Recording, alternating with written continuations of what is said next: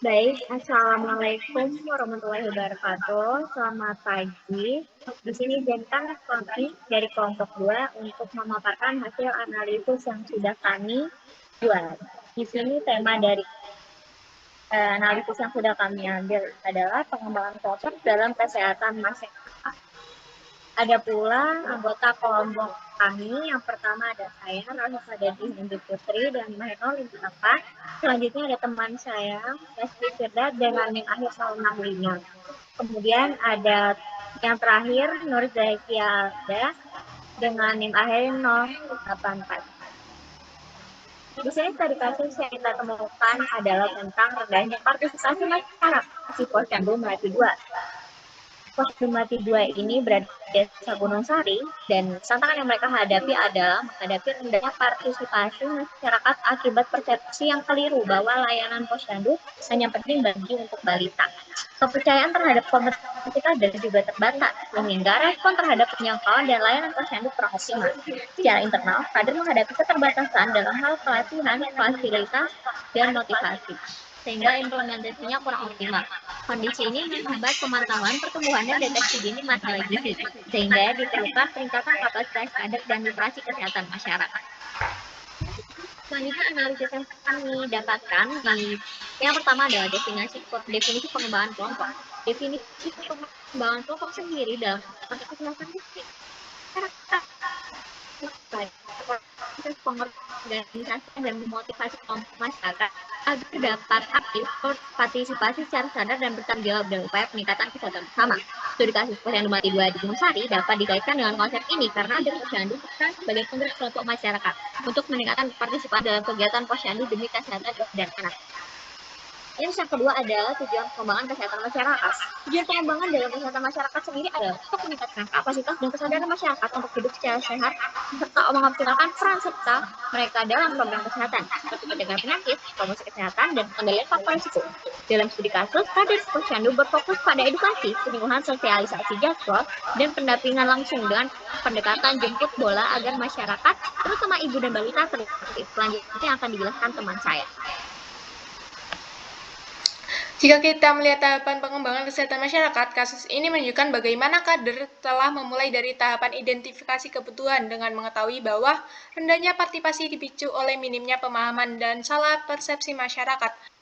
Pada tahap perencanaan, kader merancang strategi sosialisasi, membagi peran, dan memperkuat pendekatan proaktif. Kemudian pada tahap pelaksanaan, mereka melakukan konseling edukasi gizi, kunjungan rumah, hingga menjalankan kegiatan rutin posyandu sesuai jadwal. Slide selanjutnya. Proses monitoring juga dilakukan, misalnya dengan mencatat kehadiran balita dan mengidentifikasi siapa saja yang tidak hadir. Dari situ, kader melakukan kunjungan rumah sebagai bentuk upaya lanjutan. Namun, masalah tetap muncul, seperti menurunnya antusiasme kader dan kurangnya dukungan masyarakat. Slide selanjutnya.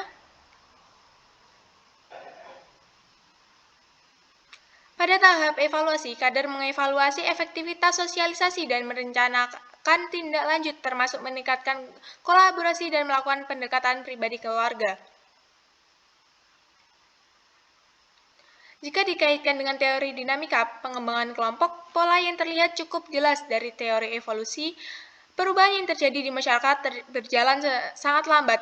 Kader beradaptasi dengan menggunakan metode sosialisasi seperti WhatsApp dan kunjungan rumah seperti masyarakat belum banyak menunjukkan penyesuaian. Dalam perspektif teori konflik, terlihat adanya perbedaan persepsi antara kader dan masyarakat. Masyarakat menganggap posyandu kurang penting, sementara kader berupaya keras menjelaskan manfaatnya. Kurangnya kepercayaan juga menciptakan ketegangan yang menghambat peningkatan partisipasi. Sedangkan teori siklus menunjukkan proses pembentukan kelompok kader yang awalnya kuat pada tahap forming, kemudian menghadap berbagai hambatan pada tahap storming. Setelah itu mereka masuk ke tahap norming, di mana kader mulai menyusun strategi bersama hingga akhirnya mencapai tahap performing meskipun hasilnya belum optimal, karena partisipasi masyarakat masih naik turun. Selanjutnya akan dijelaskan oleh rekan saya. Saya akan menjelaskan tentang rekomendasi perbaikan. Yang pertama Ada penguatan identifikasi kebutuhan, yaitu lakukan identifikasi berbasis data, yaitu tingkat kehadiran, alasan ketidakhadiran balita. Yang kedua, tambahan survei singkat untuk menilai persepsi dan hambatan para ibu. B. Memperbaikan perencanaan kegiatan. Libatkan masyarakat, ibu, balita, tokoh masyarakat dalam penyusunan rencana. Selanjutnya, tetapkan prioritas kegiatan berdasarkan data dan hasil survei. Selanjutnya, optimalisasi pelaksana, yaitu variasikan kegiatan sosialisasi, demonstrasi, pemberian makanan, pendamping ASI, konsultasi tubuh kembang, libatkan tokoh masyarakat untuk membangun kepercayaan publik, sediakan jam layanan yang fleksibel untuk mengakomodasi ibu yang bekerja. Penguatan monitoring, membuat format memantau bulanan yang jelas, kehadiran anak, jenis layanan yang diberikan, dan kendala kegiatan. Selanjutnya, dokumentasikan setiap pemantauan dalam laporan singkat. Next. Selanjutnya, evaluasi yang lebih terukur, yaitu gunakan evaluasi kuantitatif, yaitu 1. Peningkatan kehadiran, yang kedua perubahan pengetahuan atau perilaku. Gunakan hasil evaluasi untuk menentukan tindakan lebih lanjut, misalnya menambahkan personel baru atau kegiatan baru. Selanjutnya, mengatasi dinamika kelompok, yaitu melatih kader dalam komunikasi persuasif untuk mengatasi persepsi yang bertentangan. Melaksanakan representing secara berkala, mengembangkan strategi baru ketika partisipasi menurun pola siklus. Next. Kesimpulannya, rendahnya partisipasi di Posyandu Melati 2 terjadi karena persepsi masyarakat yang sangat dan kurangnya kepercayaan pada kader. Ditambah keterbatasan kader sendiri dalam pelatihan dan fasilitas, meskipun tahapan pengembangan kesehatan masyarakat sudah dilakukan. Pelaksananya belum optimal, dibutuhkan perbaikan melalui identifikasi kebutuhan yang lebih jelas, perencanaan yang melibatkan masyarakat, pelaksanaan kegiatan yang lebih menarik, monitoring terstruktur, evaluasi berbasis data, serta peningkatan kapasitas dan motivasi kader agar partisipasi masyarakat dapat meningkatkan.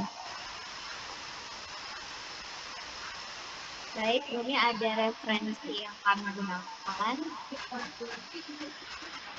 Itu saja presentasi singkat dari kami. Kurang lebih yang mohon maaf. Assalamualaikum warahmatullahi wabarakatuh.